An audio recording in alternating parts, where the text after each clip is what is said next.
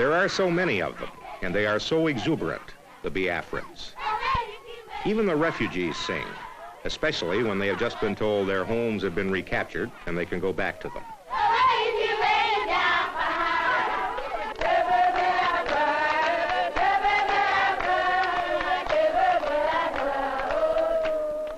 They sing when they get their daily meal.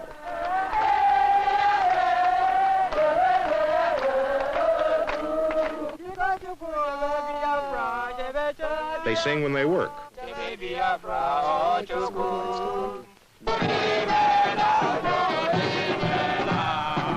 They sing when they practice army marching.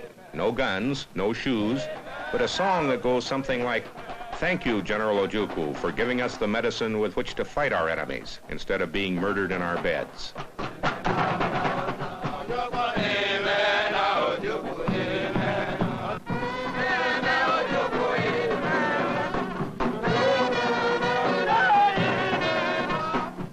A kind of spirit that has kept them going through 2 years of starvation and defeat. A spirit that arises partly out of fear. Fear expressed by Chief of Staff Philip Effian. I am sure that if the Nigerians can control our links with the outside world, our radio links and our air links, so that we are completely cut off and they are in control of everything here, I am quite certain that they will really go to town and murder everything in sight. A spirit and a self-confidence that has kept trucks rolling somehow, armies growing somehow, life organized somehow, in a nightmare period in which 1 out of 10, at least, of all their countrymen have died of starvation.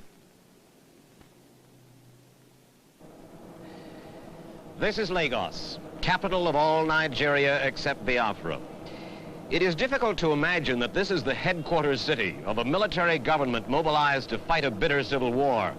But there is hardly a uniform in sight. The fact is that Nigeria is not really mobilized. Only a few thousand square miles of a nation more than 100 times that big are touched by that war. There are no shortages. There is no starvation.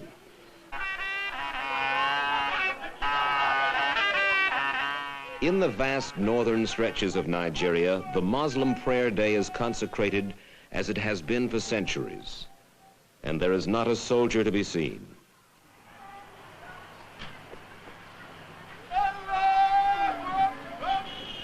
"800 miles away at the University of Ibadan, the student body last week was preoccupied with final examinations.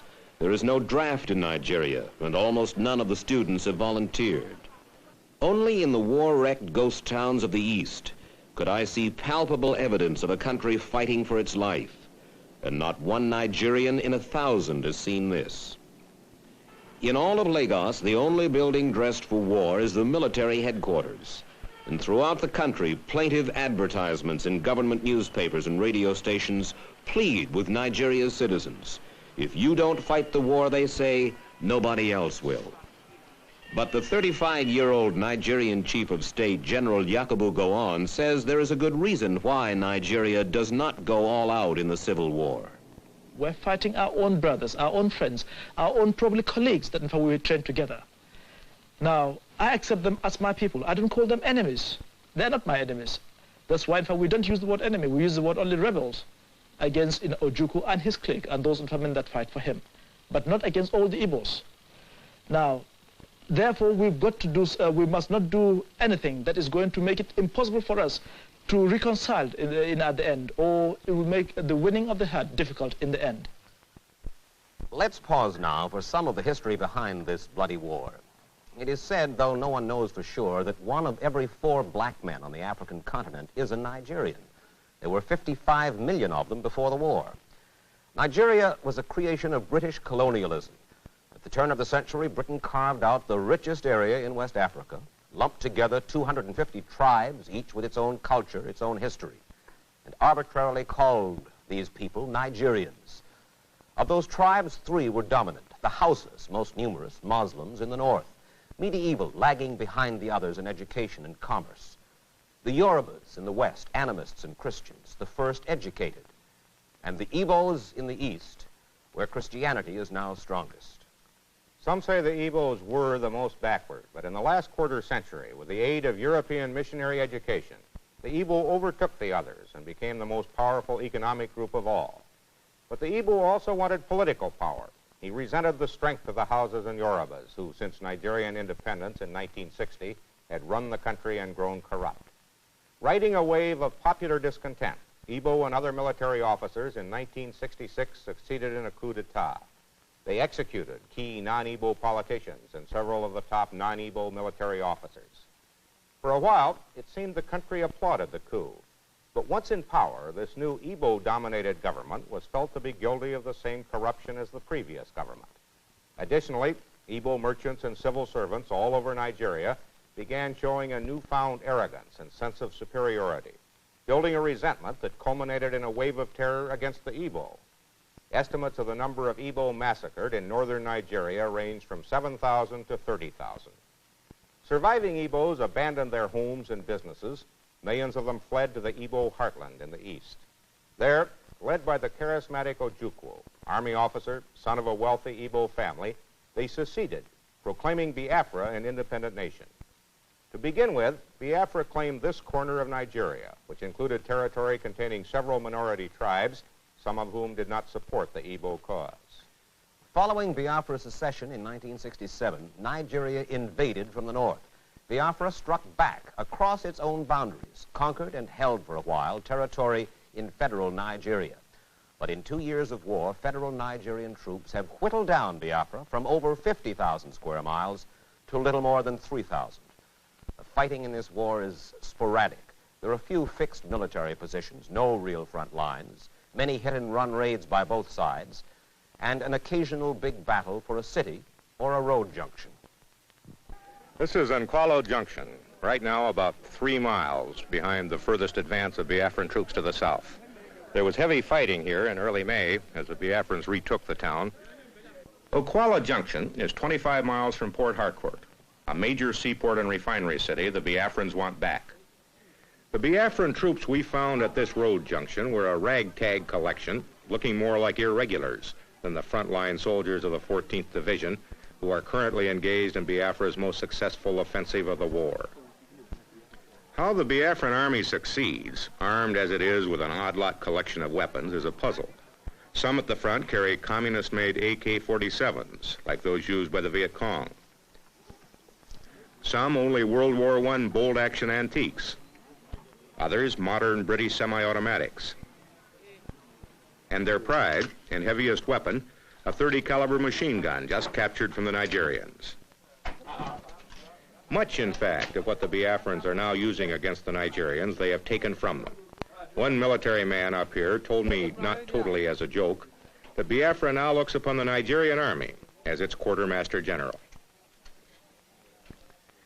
And if the Nigerian army runs on beer and bullets, the Biafran army lacks both, with ammunition constantly in critically short supply. These troops had advanced 6 miles in less than a week. Then, practically out of ammunition, were forced to stop on the road to Port Harcourt until more supplies trickled down to them.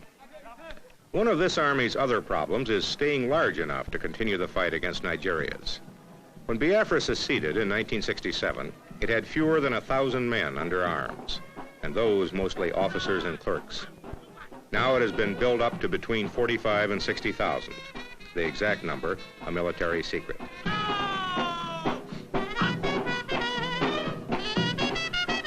Volunteers made the original army buildup easy. Now conscription of virtually all able-bodied young men is underway. And in a former school compound, we found recruits drilling, marching in the mud to the improbable tune of Margie.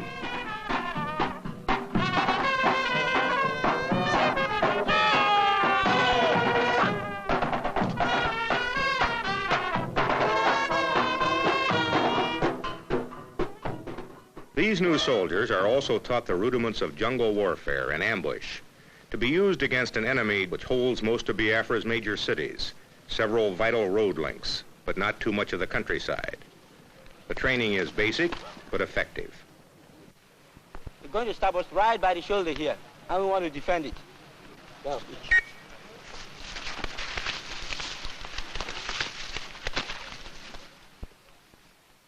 And here I met a young trooper, a very young trooper in the Biafran Army. How old are you? I'm 10 years. 10 years old. Yes. Do you know why Biafra is fighting? The Biafra is fighting for survival, sir. Is it going to win? Yes, sir.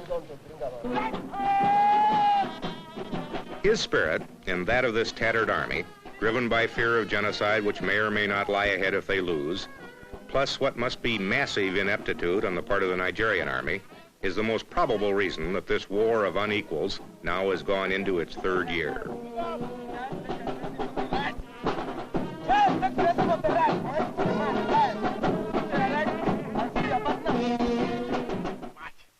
Nigeria before the war had an army of just 6,000, and they were professionals, their officers trained by the British. They served with distinction as part of the UN force in the Congo. But then Biafra declared its secession, and all of the Igbo officers and men, some of the best, left to become the nucleus of Biafra's army.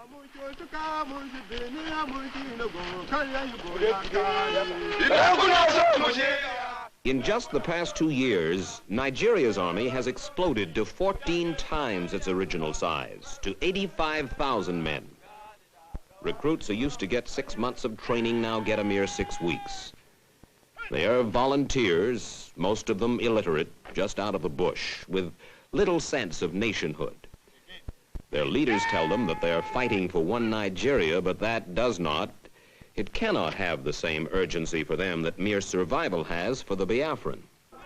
A Nigerian soldier may volunteer because he needs a job, or because army life appeals to him as the good life.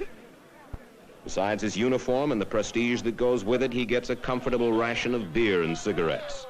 And the pay, at $40 a month, is not bad. His leaders are not aggressive. Most military observers credit what success the Nigerian army has had so far chiefly to their lopsided superiority in firepower furnished by the British and the Russians. It is said only half in jest. The Nigerian army has so much firepower that they use ammunition as a defoliant. Nigeria's planes, MiG-17s and Ilyushin bombers, were bought for cash from the Russians who want to get a political foothold here. Most of the planes are flown by Egyptians, who are characterized as wary of anti-aircraft fire, therefore less than enthusiastic about going after military targets. That, it is suggested, is one cause of the high civilian casualties in the air raids on Biafra. But the war has been bloody on both sides, and inept and unaggressive though they may be, the Nigerian army, in 2 years of sporadic fighting, has suffered heavily. They will not release official casualty figures, but an army doctor told me that 8,000 Nigerian soldiers have died, and perhaps another 25,000 have been wounded. The military has just 11 army doctors for its 85,000 men. A severe head or body wound in the field means almost certain death. The Nigerian army gives no medals in this civil war. I asked the commander-in-chief, head of state, General Yakubu Gowon, why? I will hate tomorrow, when the war is over, and we sit around the table with an Igbo officer, and he asks, what is that medal? And I say, it is the Okiwe medal, it is the Umahi medal, it is Onitsha medal, it is Enugu medal, it is Port Harcourt medal, and that this is the war for, the war against, the Igbos. They said we hate to sort of have that sort of feeling, because it will make the child feel as though, he's a conquered sort of person. The war, says Gowon over and over, is not to conquer the Igbo. It is to bring the Igbo back into one Nigeria. One of the two reasons, along with increased military effectiveness, that Biafra is still alive is the fact that not nearly so many people are starving as were last fall. And the reason for that is the emergency airlift sponsored by Catholic and Protestant churches and the International Red Cross. At feeding centers like this, 3 million people, a third of Biafra's population, is fed 1 meal a day, 6 days a week.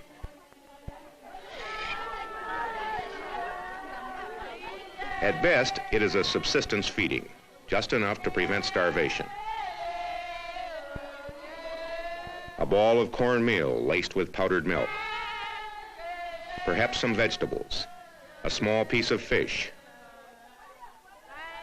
and some soup. All handed out early in the morning to millions of people who would have died were this food not flown in nightly to several Biafran airstrips carved from the jungle.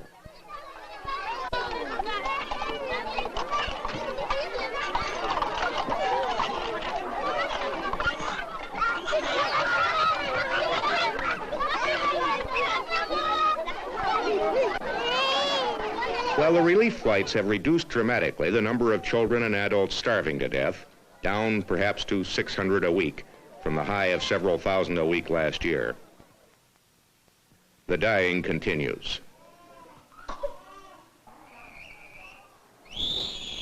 In clinics like this all over Biafra, youngsters in the final stages of severe malnutrition still die, as did several of these during our week in Biafra.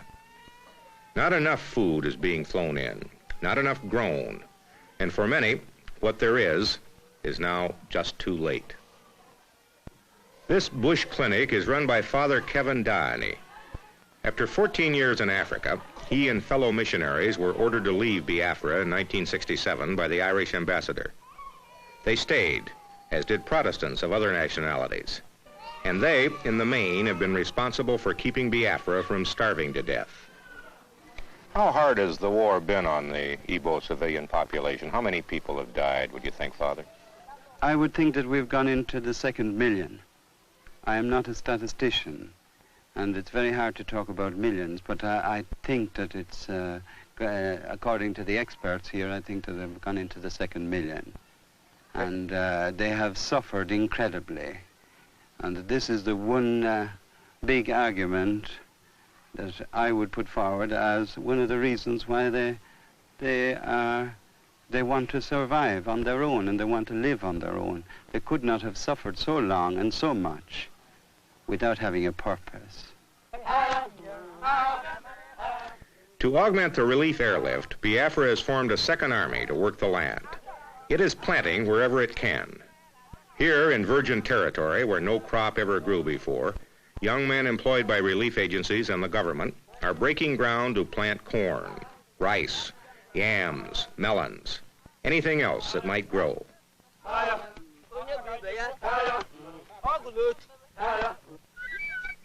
And this, like everything else here, is conducted with spirit, emotion, and beauty.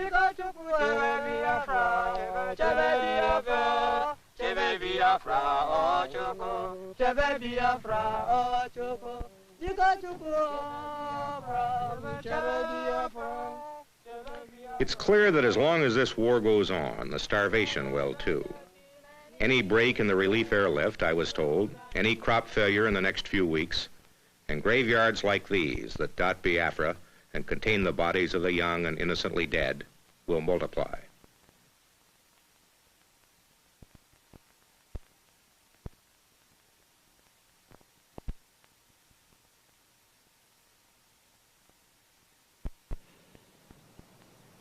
There is a bitter irony in this billboard which is seen all across Nigeria. For Nigerian babies have not been healthy babies. Even before the war, disease and malnutrition regularly killed 1 out of 3 children there. And Nigeria's leaders ask, where was the world's solicitude, where was the church's succor before Biafra? General Gowon, a Christian, is sensitive to the charges of mass starvation. I have got nothing to hide. My conscience is clear. I've got moral standard. God knows that we have no intention whatsoever to starve any Biafran children or to commit genocide against anybody. This war was forced on us, and it has got to be fought for the sake of the country, for the sake of the millions of people in this country. But those millions of Nigerians are not thinking mostly of the war. Their chief preoccupation is commerce. And war or not, business booms. The Lagos docks are choked with ships from around the world bringing goods for the huge consumer market here and taking away for sale overseas Nigeria's palm oil and peanuts, its animal hides and cocoa, and its tin. But the real prize in Nigeria, the overriding reason the major powers focus on this country's conflict, is Nigerian oil. Already, they are the 12th largest producer in the world. Conceivably, they will eventually become 5th or 6th. The British produce most of it, a United States company, Gulf, the rest. It is Nigerian oil, much of it under territory that Biafra claims, that is said to trigger France's last-ditch aid to Biafra. It is oil that Nigeria is counting on to finance the reconstruction when the war is done. At the time of Nigeria's independence from Great Britain 9 years ago, oil profits netted about $7 million annually to the federal government. This year, in spite of the war, the Nigerian government will collect almost $300 million in revenue. Biafrans admit it is an oil war, at least in part. They know their country sits above what may be the richest oil reservoir in the world. And it is the oil, plus the ingenuity of the Igbo, that has kept Biafra running. In refineries, backyard stills like this, small, crude, hidden away in the bush, Biafra produces gasoline, kerosene, diesel fuel in surprising amounts. There are 50 to 100 of these refineries all over Biafra, and they now produce enough fuel to keep the army, the church relief operation, the government, and the civilian population on necessary wheels. There is traffic on the roads, and on occasion it is heavy, which surprised me. Troops and food moving, no shortage of transport of any kind. And that is part of the staggering normalcy with which life in Biafra goes on. In spite of 2 years of war, in spite of the loss of all its major cities, in spite of the death of more than 1 million people in 24 months, life in Biafra goes on. Markets like this one at Orlu, where 40 died last year, were bombed and strafed by Nigerian jets.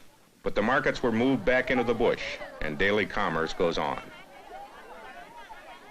Food is still on sale, but in smaller quantities than in pre-war days.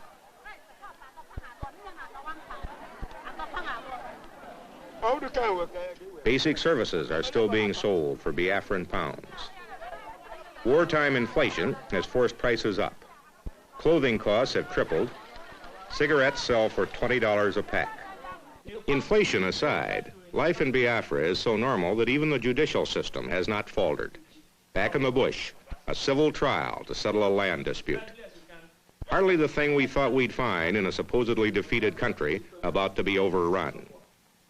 And in areas just recaptured as the Biafran army pushes south again, in cities like Owerri, where damage was heavy, after obviously heavy fighting, the business of cleaning up and putting things right started almost as soon as the area was secure. Owerri, after being in Nigerian hands for 7 months, is expected to be a fully functioning city in a matter of weeks, making room for refugees who already are starting to return, and for whom the first Mass of Thanksgiving in the unfinished and war-damaged cathedral was an event of paramount importance. They had to suffer first of all from the air with the bombing and the strafing that left so many of our civilians dead. They had to fight at the front where so many of our young men have died. We have become, most of us, refugees. We have lost our property. We have nothing of our own. That suffering we have known for the past 20 months. That suffering we still have. But we live in hope that that Holy Spirit will come down on us, that he will enlighten the minds of our leaders, and that they will lead us to a true and just and lasting peace.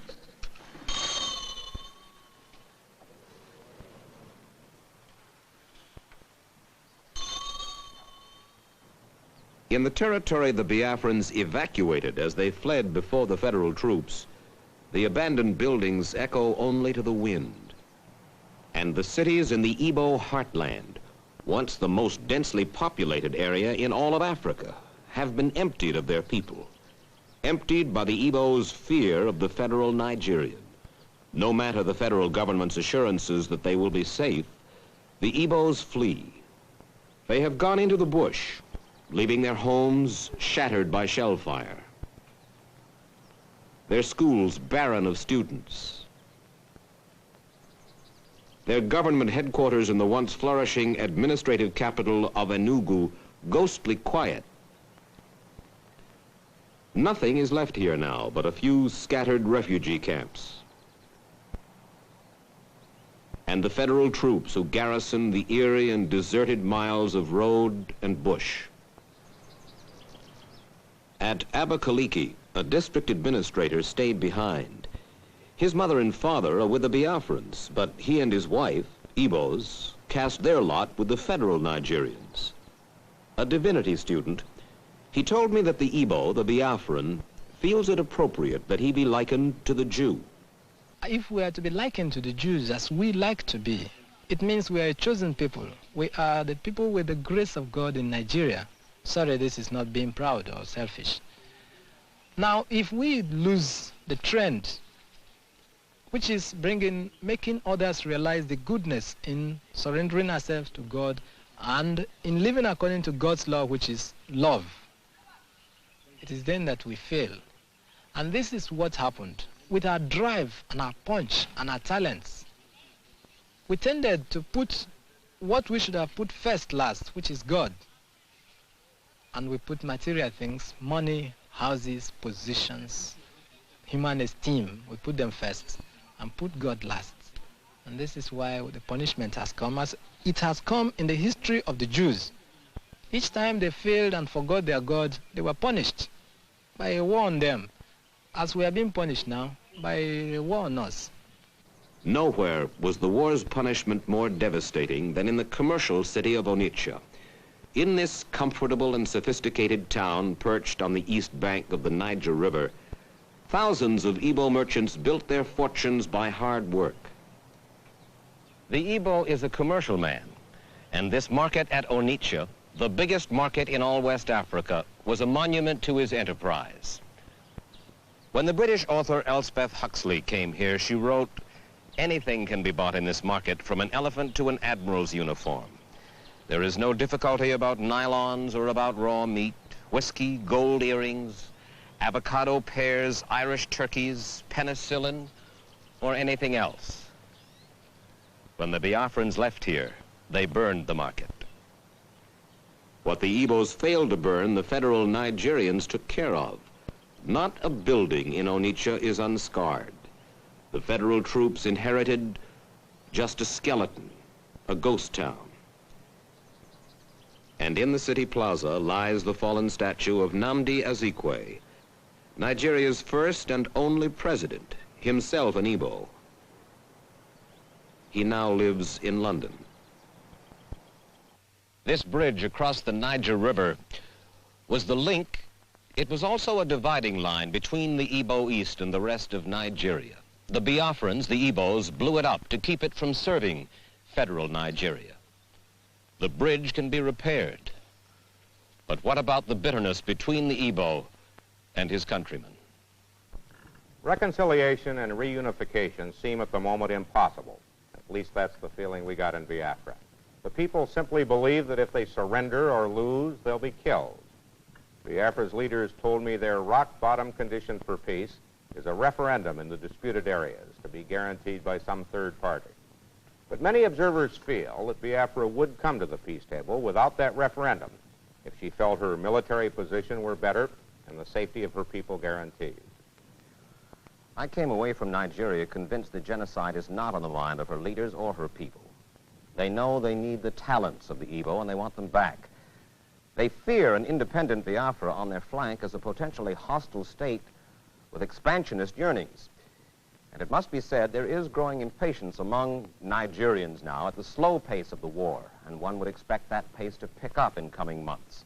They've been stung by the recent air raids of Biafra's miniature Swedish volunteer air force, and they'll make an all-out effort, General Gowon told me, to take out the Biafran airstrips from which those planes fly and into which supplies and weapons for Biafra are flown each night. To end this war soon, we conclude it will take a genuine effort by the major powers, perhaps by the United Nations. It will be up to the countries now supplying both sides with arms to stop. It will be up to someone to guarantee the safety of the evil after a truce and as the negotiations begin.